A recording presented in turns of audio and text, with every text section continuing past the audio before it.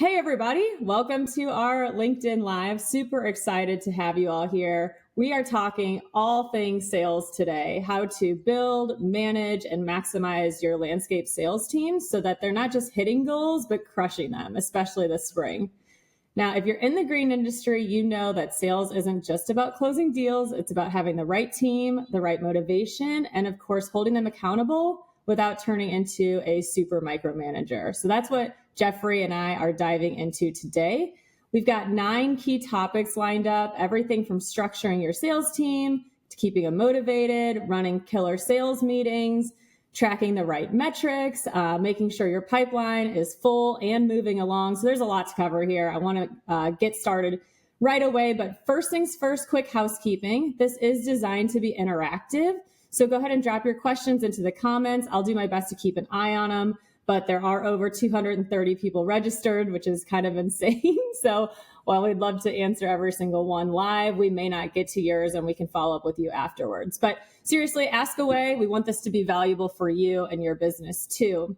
A little about me. If we haven't met, I'm Kelly, founder of Online. We're a marketing agency that specializes in organic content for the green industry.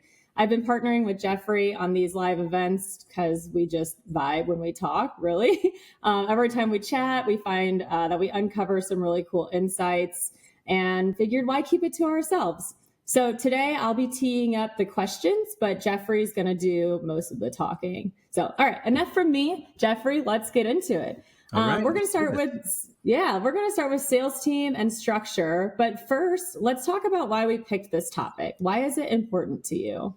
Well, it is important to me because every owner has this issue. You know, by the way, LinkedIn says my company is 17 years old this week. And I've been getting lots of congratulations. I'm like, 17 years, man, that sounds old. So I'll have to do the math to see if it really is that old. LinkedIn lies sometimes. And so we've built this community.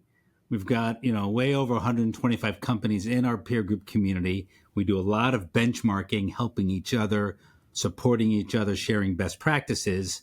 And this issue, every single member has, because every owner is a kind of a sales manager. Whether you're the only salesperson and you have to self-manage, or whether you have one other salesperson plus you and, hey, you're that person's boss, or you ultimately hire a sales manager and you're still that person's boss, right? So you're still the manager of the sales manager, and not every sales manager is perfect, right? So, and you might even have a general manager who manages the sales manager, but you can never take your head out of the strategic side of selling, out of that game. So it's really always an issue that everyone has, and if you're thinking of selling your business, you've got to grow the business, right? You have to have a good sales engine in place. And so the great companies have figured this out, Kelly. And so that's why we're going to talk about this. Okay, so let's dive into the structure. Sales teams, kind of what you just elaborated on, are not one size fits all. So how do you decide what structure kind of fits best? Well, let's talk about the structure. Who's in the sales team, right? So there's the sales manager, and sometimes it's a sales coordinator, right? You might have somebody who's keeping the balls moving, keeping the plates moving, keeping a track of all the balls and plates, but they may not be the actual manager and leader. They're supporting the owner or general manager. So you're going to have a sales manager or at least a sales coordinator. You may have a business developer. If you're a commercial, for sure you do. And most companies don't hire the business developer soon enough. This is a factoid. And if you're in residential, probably as the owner, you're the business developer. You may hire one. You may have a salesperson who's good at it, but it might be you residentially. And then you have the sales consultants, and then you have estimators. Is the estimator a separate position? It would be if you're doing bid build, for example, where there's low closing ratio and high turnover of bids. And it might still be in residential where you've pulled in an estimator. But it's oftentimes it's the sales consultant doing the estimating. You have an account manager who's a salesperson on the maintenance side. Sometimes you have an enhancement salesperson separate on the maintenance side. And then you have an administrative support person or persons doing anything from taking calls to just supporting in getting proposals out. And there's other ways to support. But your sales team really is going to have all those positions. And, figuring that out and then growing it and changing it as you grow is part of the fun and part of the role of the sales manager. So one of the things that you just mentioned is a lot of companies end up hiring a BD a little bit too late. But how can a business decide like the right sales team size when it's good to hire based on their goals and their market? Yeah. I knew you were going to ask me that question. You know how I knew? Because you told me ahead of time. This is like, do they feed that guy the question? Yeah, sometimes they do. Maybe. This is a tough question because, and I don't want to say it depends. I'm going to try to avoid that at all costs here. But every company is going to be different. I mean, you're going to start by defining goals, right? What are we trying to sell here? Mm-hmm. What does the sales team need to produce in sales? And, we have to decide what's retention and recurring versus new, and what can the owner sell, because they can often sell twice as much as an average salesperson. And what's the sales team going to sell? But you have to start with goals, and then you have to understand the sales cycle. Is it a really short sales cycle and you chew through your work quickly and you need a lot of salespeople to keep that pipeline filled? Is it larger projects and you can build a really long pipeline and, maybe one salesperson can really fill that pipeline up with support from other people in the company? So that's important to know. Competitor analysis, and you have to stay on top of this. What's the closing ratio, basically, right? Competitor analysis, closing ratio. And so monitoring the closing ratio, and because if it's low, you might need more salespeople. If it's really high, you might need fewer. Is keeping on top of that. Lead volume, you've got to define where the sources are coming from, right? How much is new coming from the outside? That needs more salesmanship. And how much is recurring or existing referral sources or clients? That needs fewer salespeople. Then you have to calculate the quotas, right? What are people going to hit? We could have a whole separate podcast on that one little point there. Let me just jump. You could use billable hours to figure it out. My company's got to build, I'm just going to pick a number here, 10,000 hours, and 3,000 is recurring. So we've got to go out and sell 7,000. How many billable hours can a salesperson sell in a year? And so you could take it from dollars and knock it down to hours. And a lot of companies do both and track both when they've bought into the whole billable hours. By the way, I'm going to run a webinar for free on managing your company by billable hours and gross profit per hour. Meredith is going to drop that link into the chat, and there's an Eventbrite link. It's coming up in just 10 days. So if you really want to know how to master both of those, sign up for that Eventbrite. Free? Gotta love free, huh? And so I also think when you're building your sales team, you need to have flexibility. Not everyone's going to hit their goals, and it's going to change year to year. So I can guarantee you that someone on your team is going to hit 80% or 70 or 60 or 50% of their goals. So other people better hit 120, 130, and/or we need more sales capacity. So all that goes into figuring out the right sales team.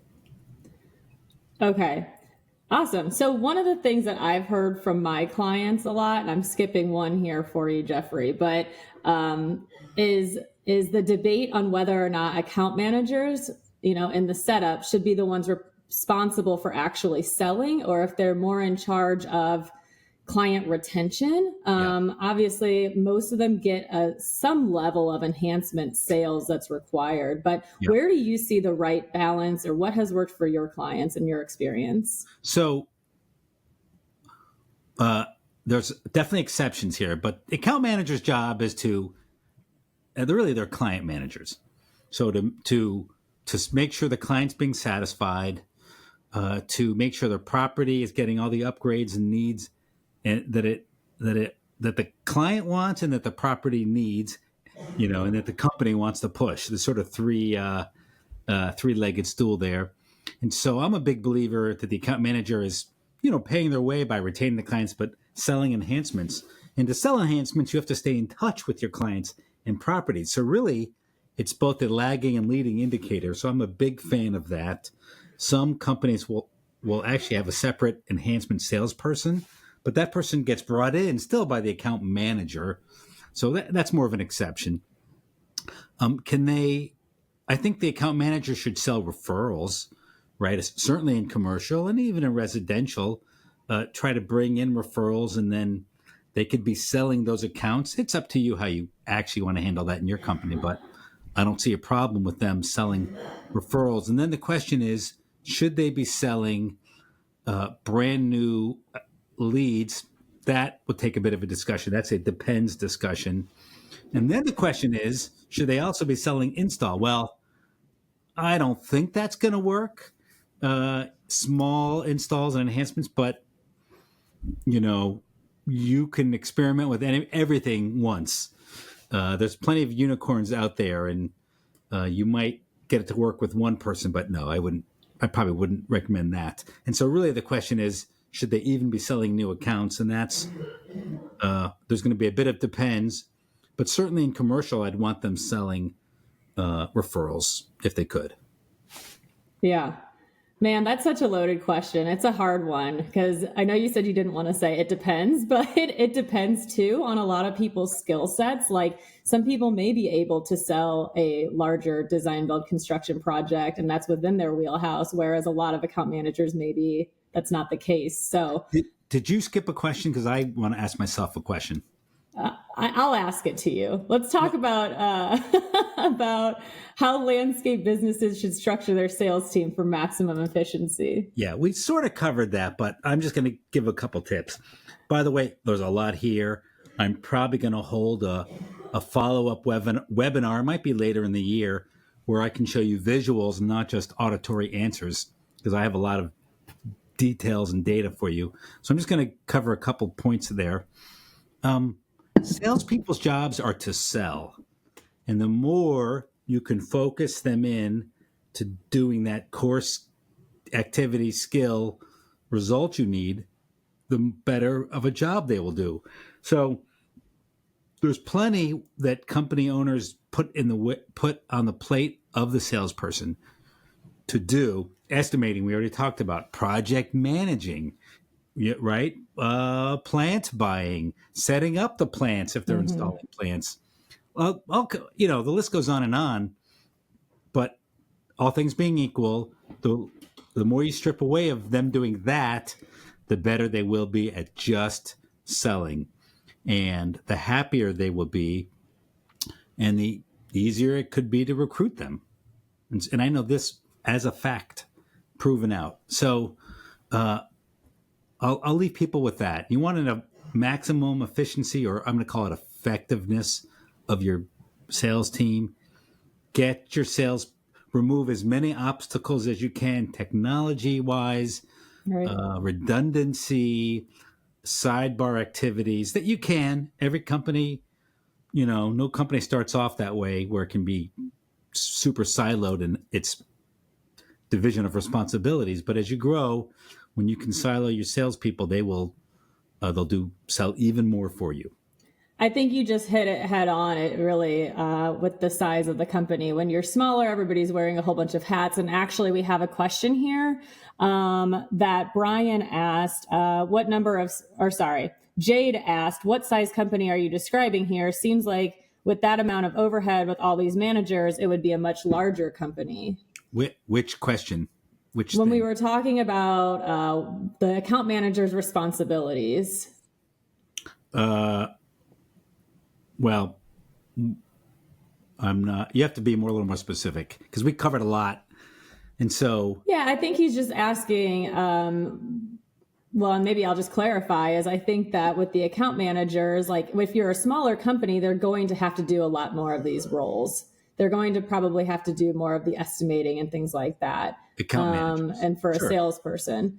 Yeah. And perhaps as you grow, they can become more specialized into, like, if you're a really large company, you may just have a person who does estimating and that's Yeah. their role. They just do So takeoffs. I think it's a mistake that small companies make where they don't think they can afford specialized roles. They don't think they can. They think it's going to cost them money, but it actually slows them down. And so there are very few silver bullets in this game of business, but getting the right person in the right role and willing to even spend on that person, I think is a silver bullet. So, for example, let's take project management and sales. I can't afford that. Are you sure? I think maybe you can. And so, and obviously if you want to grow your maintenance, you can afford a separate account manager. So do we get a separate estimator? That really depends on the complexity of what you're selling and a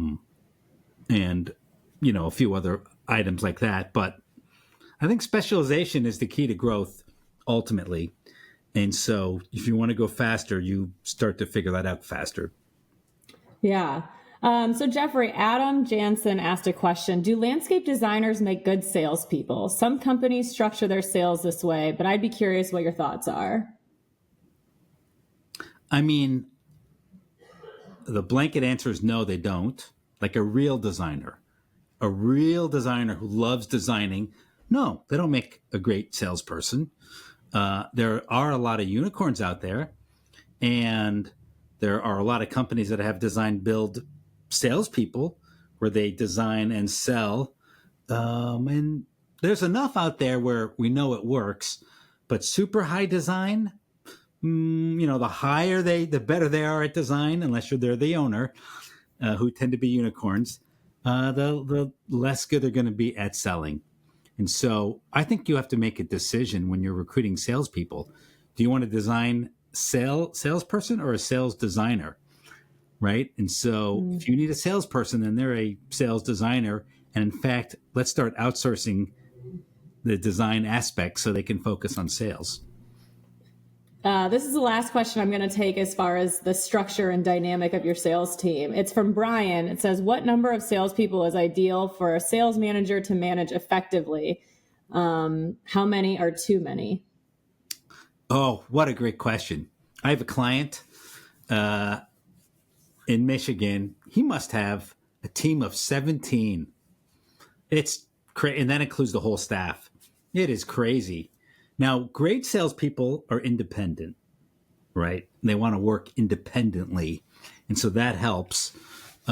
Great. And his company has very good systems, very straightforward product in what they're doing. And so managers definitely have a limit, right? Because managers are managing people who need a lot of coaching, and salespeople, hopefully it's a weekly meeting with the team, maybe a little bit of one-on-one, and they're off to the races. And so no one has ever asked me that, and I've never really had to deal with that question. I've never seen an actual sales manager need to tap out. Of course, it can happen, and that's why you set up regions, by the way. And so if you're that big, you'd have regional managers that would be quasi sales managers, and then you'd build a hierarchy from there. Cool. Let's head into the next section that we kind of talked about is sales meetings. I have clients ask me this all the time, how to run the most effective sales meetings, because they can either be a game changer for your team or just a total waste of time. I know we all talk about how meetings need to be productive, and we all have too many meetings. So what is the Jeffrey Scott formula for making sales meetings really move the needle? Wait, Kelly, you have too many meetings? Come on. Oh my God. I have a hard stop, by the way. No, I'm kidding. Good. So I never understand when I hear people say, oh, our sales meeting is really boring. I'm like, how could it be boring? Sales is the most exciting topic there is. Like, I don't understand that. Sales is always about new and fresh and making a score. And like, how could that be boring? If you're not selling, it Yeah. could be a bad time. You don't want to go to your sales meeting if you're not performing. You've got the wrong people in that meeting if it's boring. Okay, maybe the leader is a boring leader. Sure, that's possible. But to me, it's a head scratcher. So, a formula for a good sales meeting. I mean, let's have an objective. What am I trying to accomplish in the meeting? And everybody should know it, right? So write that down. There should be an agenda in advance. You can't just make it up on the fly. It might be a recurring agenda, which I'm fine with. Every salesperson should have their own sales goals that they're accountable for, right? So that it should be super clear and delineated what their goals are and by month, etc. You really need to have clear metrics that are being reported in the meeting, so that it should be like, oh, I can't wait to see how am I doing versus another salesperson. By the way, sidebar here. I think it's important for a sales team to grow quickly if you can. So there's like at least 3 salespeople on the team, because now we have competition. Now it's not just me against the world, me against my comp plan. It's me with the ego competition against the other salespeople. And I might actually be fighting for leads, right? So I better show I'm a better salesperson to be worthy of those leads, maybe. Depends how you run it. But so if you can get 3, now we're off to the races. Now it's not like one salesperson holding a gun to the owner's head, but put the gun aside. It's really creates a lot more fun internal competition. Who has the best time, easiest time managing a sales team? It's the car dealership where they've got all these salespeople, and whoever's on the bottom, they just, the guy's off the team. They just fire him or whatever they do, and it manages itself. It should be so easy, right? But a big sales team. So somebody asked, how big is too big? Big is easier in many ways to manage than a small team. Okay, so clear metrics, right? The meeting has to have clear metrics, leading indicators and lagging. And a sales person should be self-reporting on how they're doing. So those are must-haves in a sales meeting. We can talk about a more specific agenda in a second. But all those are really must-haves, and everybody who's in that meeting should, have a bit of accountability they have to report on. That will keep the meeting moving and interesting. Yeah, cool. So agenda in advance, clear goals, clear metrics, and we're going to talk more about metrics, and then self-reporting salespeople. All of those things. How frequently should we be meeting? Is it once a week, once a month, daily? How frequently? I have 2 beliefs. Belief number 1, almost all meetings should be weekly. Unless, quarterly strategic meetings, fine, that's quarterly. But a weekly rhythm, God created the earth in 6 days and rested on the 7th. These 7 days were meant to be repeated over and over again. Sales is about, what have you done for me lately? Time to recreate the world, so to speak. So I think weekly is a very good rhythm. You want to convince me it's every other week, fine. But I also believe that things happen in day tight compartments. And so a daily huddle, 15 minutes, not a bad thing. Now, some salespeople don't need that, but others might. Real quick, especially if they're in training or if they're managing, if it is design and sales and there's like design production, you might have daily huddles. But certainly a weekly sit down is the right rhythm to have. And I do think monthly you're going to have to report on your numbers, right? So the sales managers in a more important monthly meeting may not have salespeople. And then quarterly, I'd bring in marketing and salespeople together and, let's see how well it's all working and get everybody's voice and input on it. Okay. Any tips or tricks that you have for a sales manager or sales leader to keep I know one of the things you said is like the agenda can be a recurring agenda. How do we keep it like focused, avoid it becoming kind of repetitive, and like just any tips like that for the leader? So let me kind of lay out a typical agenda, and then I'm going to jump into your question. So this agenda that I'm about to give you is less than an hour, about 50 minutes. You can slide it up or down depending on how big the team is. But part of it is reviewing KPIs metrics, right? And celebrating the wins. How's the individuals doing? And as a team, are we hitting our goal? And then part of it is pipeline updates and prioritization. Got to look at the pipeline, not just the results. So got to like leading and lagging indicators. Got to do both. And then thirdly, there's going to be some kind of training or best practice. You might be training on a CRM. You might be retraining on a process. You might do sales training, and plenty that can be done there. And then part of it should just be handling some challenges. Hey, I'm struggling with this lead or this client. I need some help, right? So part of it can be that. And then every meeting should end with some kinds of action items and closing. So that's a recurring agenda that could last forever and should never, ever get boring. And invite me into your sales meeting if it does. We'll have some fun. Oh, boy. Oh, boy, right? So you asked me about how to keep meetings focused, stop them from getting unproductive, right? So let's dive in a little further here. They have to be consistent. You got to create something that everyone's like, all right, we know what's going to happen. Therefore, we're prepared. Therefore, everyone's prepared. We show up with expectations. We have to keep it relevant. There's plenty of things that you could share by email. You could share by dashboard. And so you want to be careful of not somebody just reading their notes out loud. I can read that. You don't need to read that for me. Now, it is important to, I think, read the KPIs. Whoever's winning, let's take time to celebrate. Whoever's losing or behind schedule, let's take time to make them feel uncomfortable. Bash them. A little bit. So you do want to do some repetition there. You have to have participation. So these boring meetings, and I have heard that a lot, they probably don't have participation. The leader shouldn't do all the talking ever, right?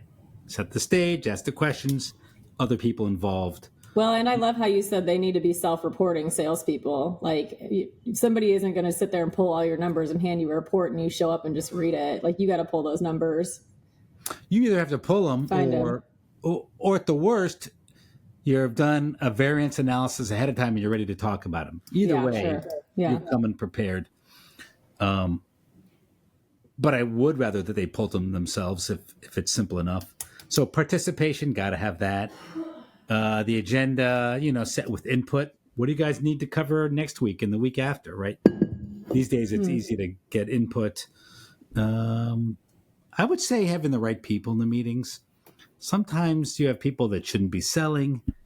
They shouldn't be in the meeting. And so, honestly, in across the board leadership meetings, sales meetings, I think that's important. And, maybe the biggest issue here is the balance. We're always talking about that one salesperson who's never hitting their goals. That's a boring meeting, right? We're always talking about the bottom 40% of the team. The top 60% are like, why am I here? I don't even need to be here. And so finding the balance of team meetings versus what you handle one-on-one is very important. And that will make it boring if you don't get that right. Yeah, those one-on-ones are key for those. Would you call them bottom feeders or something? I don't know what your word was. The people always at the bottom. The bottom feeders. Nope. That wasn't my word. All right. I do have a question from the audience before we move on to specific sales metrics and goals, but this one is related to kind of that team and the meetings here. So Abigail wants to know, in your opinion, what is the most important way that the marketing team can support sales? Well, salespeople want qualified leads. Mm-hmm. And so giving them qualified leads. Ask Abigail for something more specific because Abigail, be more specific, please. They want qualified leads. You know, salespeople want you to do their job for them. So they want qualified leads, and could you pre-sell them and serve them up on a platter, please? And then pre-qualify them once they've come in as a qualified lead. I mean, ask a salesperson what you want, what they want, and they're going to want you to do everything for them. And so, you got to be a little balanced there and be careful. But I mean, you want leads that are in some form or fashion qualified. It is the salesperson's job to do the next level of qualification. So, which is fine. And if marketing is setting the appointments, sometimes admin and marketing sets the appointments, which I'm okay with. It just has to happen in a way where the salesperson's efficient in how they go handle the appointments. And there needs to be still a way to pre-qualify the lead so the salesperson's not wasting their time. Again, that's something I would cover in a whole webinar on this topic. Did Abigail follow up on her question? No, but I'm going to chime in because I live in the marketing world. So with some of our clients, we do meet with the sales team, and it's either on a monthly or quarterly basis. And we just kind of fill them in on what it is that we have planned, and they're able to kind of guide us on timing. So we might want to talk about a specific service, and they're like, hey, let's not do that in March. Let's do that in April. I mean, they have a little bit more of an idea on the seasonality of things. We also ask them or share with them what's working, like on social media. Since they are out in the field a lot, they're able to get pictures or, those sort of things. So we just ask them for feedback along the way. Those are kind of the ways that we collaborate, keeping them in the loop with what's working. And I think that collaboration goes both directions. Yeah. Because marketing people aren't great salespeople. I'm not talking about you, Kelly. Everybody else. Marketing people, marketing companies. Like I tried to hire a marketing company once locally, and I called 3 of them up. None of them called. They didn't even have salespeople. They didn't even call me back. It was terrible. And so marketing needs the input of salespeople to know about the language, what wording clients actually use, what are the hot spots for clients, the big needs for clients these days or this year. And so salespeople can offer a lot of insight, including language, although marketing will have to make the final call. So there really should be a good collaboration that goes in both directions. Awesome. Abigail followed up and said this is a great answer, so she's pleased. So let's move on to some sales metrics and goals here. Talking about really what gets measured is going to get managed. So what are some of those essential metrics? There's so much information out there, and not only that, there's just data, especially if you're using something like Aspire or Element or all those, there's just data galore. So what are the essential metrics that must be tracked in your experience?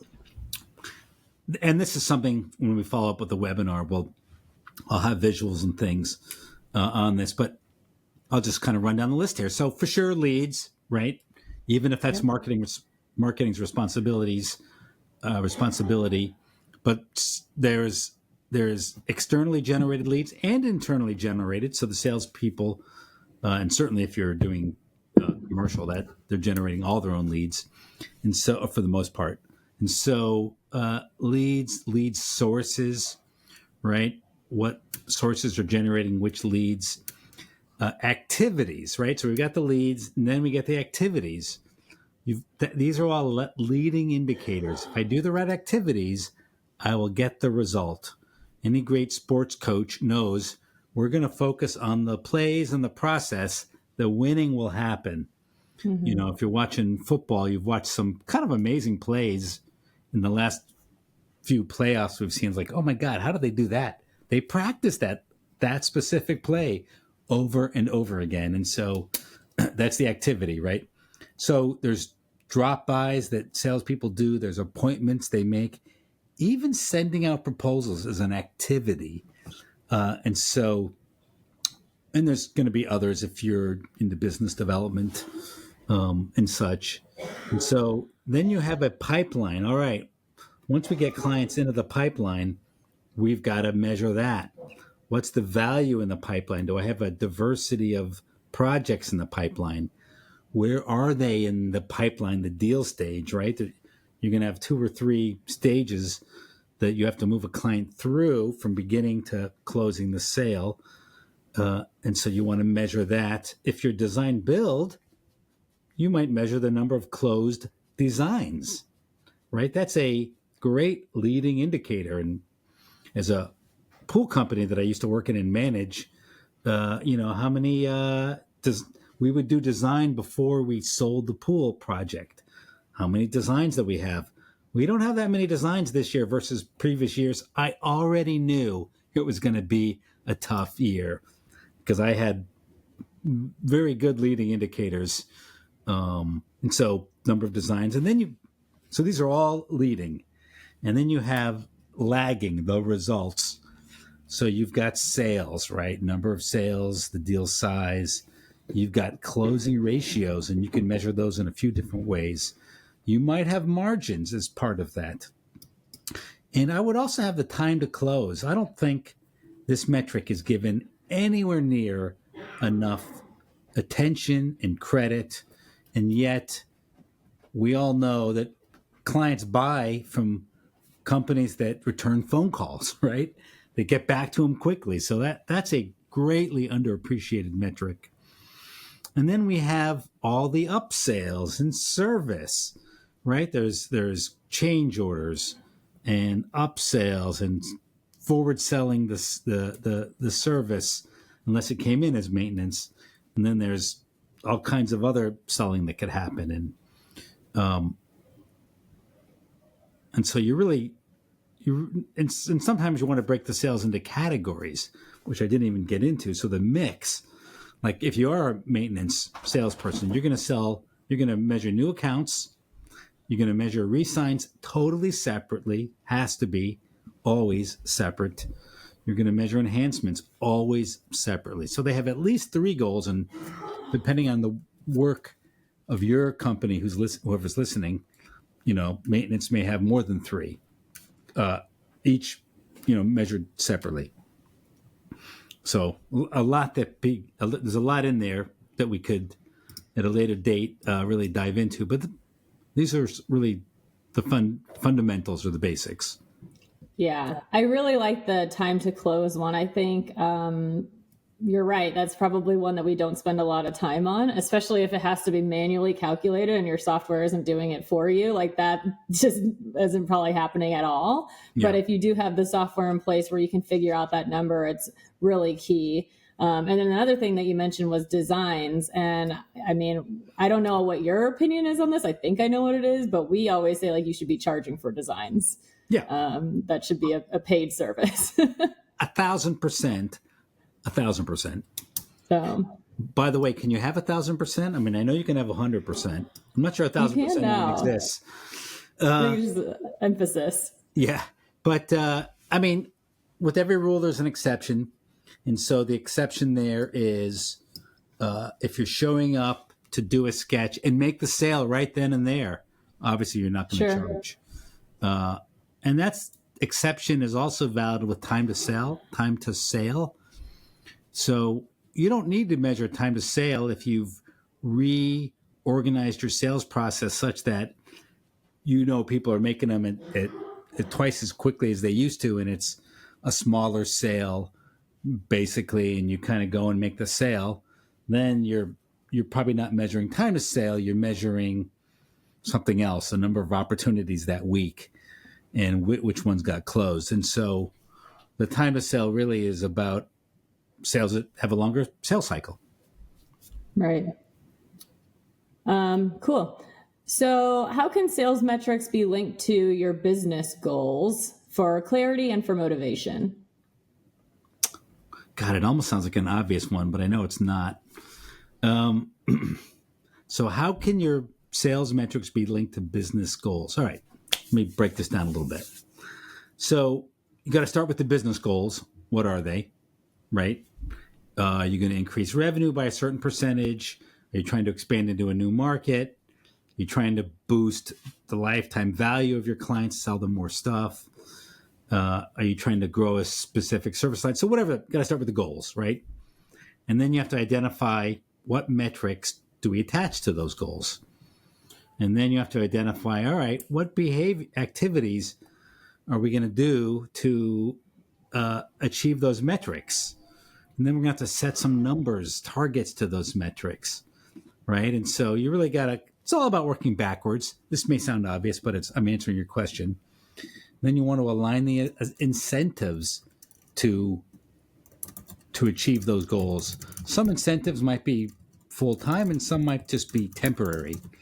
Hey, for the next month, we've got this added incentive on this specific target service line where we want to sell. And so it might be an incentive on top of the incentive.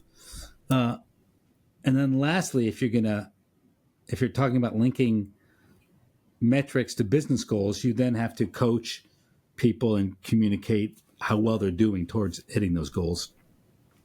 So if, for example, the goal was to cross-sell more maintenance to my install clients, it's a common challenge. That's one where I would make a big deal of it. I would throw extra money at it. I would track every single client in a war room on a big whiteboard. Did we sell this client A, client B, client C? I would make such a big deal of it that it becomes part of the culture. If you have to make that big deal every year, then something's wrong, right? Or even every season. But you end with the system, but you have to start by changing the culture. Cool. Okay, so here's those are kind of bigger picture, I guess. Let's get really into the nitty gritty here and talk about like realistic sales goals for sales reps. And maybe you break this into their years of experience, for example. What are some realistic goals for them? Yeah, I do as a consultant, and I have worked with 350 companies, approximately, me and my team. We're a team now. We have six and a quarter people on my team. Guess who's the quarter, Kelly? I'm not saying. And I'm always surprised at how much a certain salesperson can sell in a given market. And I was like, wow. So I'm always prepared to be surprised, even though I've worked with so many companies. And so I will say overall, what used to be like at least an install, $1 million was a big deal. It's no longer a big deal, right? Now I think 2 to 3 million is what that million used to be. But that's an install, right? Yeah. In the first year, I think you're going to sell, I don't know, 100. The first year, like it is your first year selling ever, 100,000 to 500,000, right? The first 1 to 3 years. And then at some point you're going to be like 500,000 to $1 million, so your goal is to get up to that million pretty quickly. But a seasoned salesperson is going to sell more, 2 to 3 million. Having said that, I'm always surprised when I'm like, oh, this person sells 4 million or 5 million or 6 million. I'm like, oh my God, crazy. Now I'm not even really counting owners where, the owner sells 10 million. I don't know how that happens, but it does. He or she makes it happen. In commercial, it's a whole different set of numbers, and I'm always surprised at what a build person can sell, and it's really about the size of the projects and the support they get, and how much they can crunch through, right? And so maintenance generally is going to be less. Now, in in commercial, a business developer might bring in 800 to a million. A great one, though, will bring in 2 million. And there's unicorns out there that can do 3. Again, there's always room for surprise with unicorns. They're always out there. In residential, you're not going to get that amount, right? You're going to be lucky to get 500,000. The good news is, if you have good retention, you're happy to get that 500,000 in residential. And I'm just kind of throwing out round numbers here. Could be more, could be less. But you're happy to get that. And if it's high enough margin and you can sell enough enhancement, then you're very happy. Versus install, which is one and done, one and done, one and done, right? Less good for cash flow, not as good for valuation, unless it's all from repeat clients. in which case it is good for the valuation of the company. Are you going to talk about like setting those sales goals in your upcoming webinar, or is that something that you guys cover in like peer groups together? I think that could be a whole thing in of itself, is like, how do we set these sales goals? Obviously, the owner is usually the unicorn and, sets the bar really, really high, and most people aren't going to do the same. But, as you start growing, you got to hire these salespeople. So how do you even set those? Is that something you'll cover at a later date, or? Well, it is something we cover in our peer group meetings. I mean, in our peer groups, can you hear my dog bouncing in the back? And yeah, that dog is just bouncing around. We benchmark all the time in our peer groups. And in fact, we have a couple meetings up and coming. If anyone is thinking about being part of one of our peer groups, we have one, actually it's going to take place in New Orleans. And that is the very beginning of March, I think, March 5th through 7th. And then we have another one the very beginning of April 7th through 9th. And so if you're interested in being involved in one of our communities, and these are life-changing. When people join our groups, they're like, oh my God, I should have done this 10 years ago. I kid you not. It sounds like I'm making that up, but it's not only business-changing, but life-changing. So maybe Meredith can throw a link. She already threw it in there for you, Jeffrey. She's on it. Top of it, man. She is. So, because we talk about this all the time, we're always benchmarking. And so back to your question of setting sales goals. Yes, I'll cover this in the webinar. I will say I like to involve the salespeople. I want to know if they're thinking realistic. I want to know if they're thinking too high or too low. I want them to buy in to the sales goal. I don't want at the end of the year to say, hey, that was your sales goal. That wasn't mine. That you gave me that goal. Yeah. I didn't agree. Yeah, you gave it to me. I didn't think we could do that. So you want to try to forestall or prevent that by involving them. But they don't just get to set it and forget it. Like if it's too high, you don't let them go with a goal that's too high that's going to backfire. And if it's too low, obviously, you're not going to do that either. So hopefully you have some historical data to look at. So you've got data from your peer group and you've got your historical data. And then when you hire people from the outside, you're going to ask them to give you their history of what they've done. So it's not rocket science. It's just benchmarking, triangulating, doing some research, tracking numbers, being prepared to be surprised, having incentives that will drive someone to surprise you, right? The incentives should never really cap what someone can earn. And that we're not going to talk about here per se, but we would get into that in the webinar. Yeah. I know I don't want to dive too deep into it, but we do have a question related to that from Clay Karstensen that says, what kind of pay structures have you seen be most successful, i.e. full commission, base plus commission, etc.? Do you have any percentages or numbers that you could share? Yeah. So I've seen it all be effective. If LinkedIn is right, I've been in business 17 years and I've seen it all. And it all works. But there's a pros and cons. And so I'm going to give you a layered answer. The owner has to be comfortable with what the culture becomes based on the incentive, because the incentive will change your culture. Now, as an owner, you may not care. Hey, whatever works. Well, you're going to care to some extent. So, for example, I have a good client who has done full commission for many years, and that's how he built his very successful sales team. But full commission is more expensive because when you ask the salesperson to take more risk, you have to pay them more money. You know what I mean? Risk and reward. So that's like with zero base. Mm-hmm. Or they only get a draw after they've proven themselves. And so so it works, but it costs you more. Your cost of sales will be higher. If you want to keep cost of sales down, you have to take more of the responsibility, you, the company. and do a higher base. So lower risk, lower reward, so to speak. And so they all do work. But having said that, I think a good standard is giving them a base.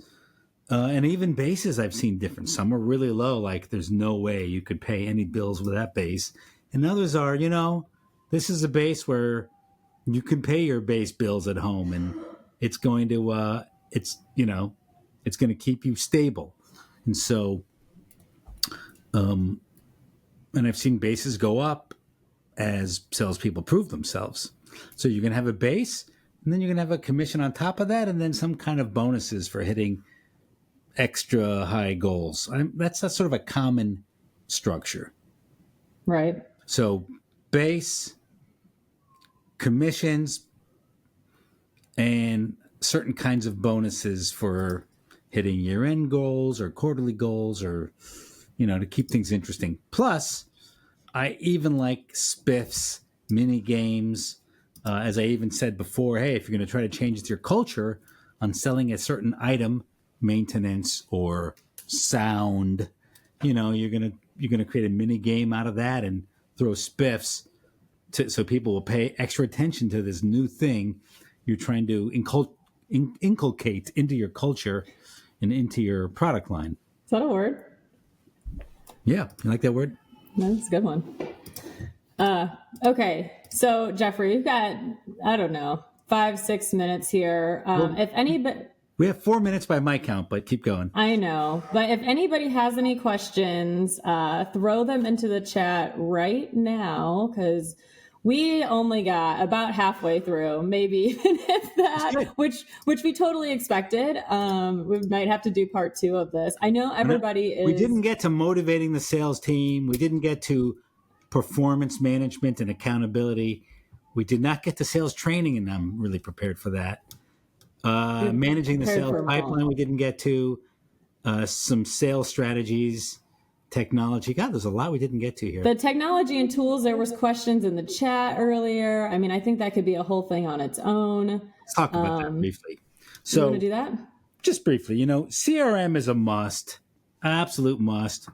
All these fancy softwares in the landscape industry, and the names, all the names. None of them have great CRMs. It's like, this is one of the perplexing things about the world. There's a few, right? Why does water expand when it freezes when most things contract when they freeze? That's a perplexing question we have about the world. And why can't operating software companies come out with good CRMs? And so most companies are using a off-the-shelf, a different CRM. They just are. And maybe there's one out there. I don't know. Maybe Service Autopilot has a good CRM. But if you're doing anything else, most of you are using a specific CRM. I have a few clients using Salesforce, which to me is like, I don't think you need something that complex, and I think it's almost too robust. Too robust. Thank you. Exactly. It's almost too robust. But for everybody out there, there's a software. So you got to have a good CRM. You got to have good digital tools to help you estimate, to help you put together proposals for giving the contracts to clients. Got to be digitized. You've got to be using technology to outsource certain things. Plenty of things you can outsource to across the pond. That's overseas, other parts of the country. Even your sales can be quasi or semi-automated with follow-ups. You can use AI tools for chatbot and for customer service. So landscape companies of the future are technology companies. And so early on, they were marketing companies. Don't think of your company as a landscape company. Think of it as a marketing company. And then they were people development companies. Don't think of your company as a landscape company. Think of it as a people development. And that's where we are today. In the future, it'll be, don't think of your company as a landscape company. Think of it as a technology company. So if you can put that hat on now and combine it with being a people development company and a marketing company, you're going to win. Yeah. So Jeffrey, which one of your 3 dogs is in the room thumping around? Because there's been a request to see dogs.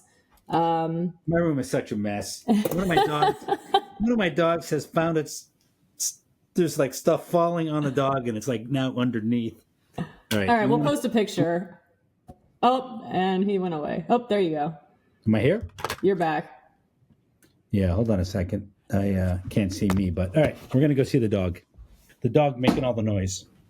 But you changed devices, so I'm not sure if you're still here. Oh, there's a dog. All right. Can you see the dog? Yeah, she looks really scared. She's like, oh my God, what's happening? All right, I just unplugged my mic to do that. Well, we can still hear you. Jeffrey, this has been super helpful. Is there I don't have any other questions. You guys are sharing I know there's some people here who are vendors or are using something really cool for his tech tools. Throw it in the comments. I think this will stay recording, but I think people are really interested in that. I know I was just at Synced and I have no dog in this fight, but I know Bob Yard was there and Deep Lawn was there, and all of those people are doing really cool things as it relates to like sales tools and using AI to enhance it. So people are throwing some ideas in the comments here. So I know we're recording this, so I have to stay on, and you may need to stay on until it uploads. I would just want to say, if you want to learn more about our services, right, go to jeffreyscott.biz. We're here to help you with strategic planning. We are the best at this. We have some very interesting tools that no one else is using to help you strategic plan. We do one-on-one coaching, and we're very, very good at that, industry specific. And then we run our peer group communities, and we have the best benchmarking in the industry. It's a lot of fun if you're a benchmarking nerd like I am. It's just like you get the data, and then but data's not enough. We show you how to apply it into your business, like what it actually means. You can't do anything with just data. So reach out. Let's have a conversation. Conversations are free. We get to know each other better. And that's what makes this industry great, if you ask me, is just the relationships. We are a relationship-oriented industry. Awesome. All right. Well, we're going to log off here. Thank you guys all for joining. We will share, if you look in the chat, Meredith has shared the next upcoming webinar, and we will keep you in the loop on the next upcoming live stream. Thanks for joining. Thank you.